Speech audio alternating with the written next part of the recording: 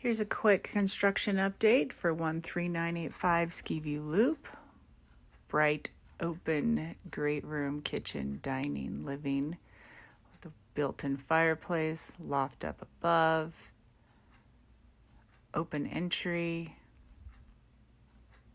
the guest bathroom. Tile work will be starting soon. There is a tub. Here's guest bedroom 1. Vaulted ceilings, laundry, stack washer dryer. Guest bedroom number 2, again with vaulted ceilings. And into the primary suite we go. Huge walk-in closet. Nice primary suite, double vanities, custom shower, vaulted ceilings. The painting has started. Private deck.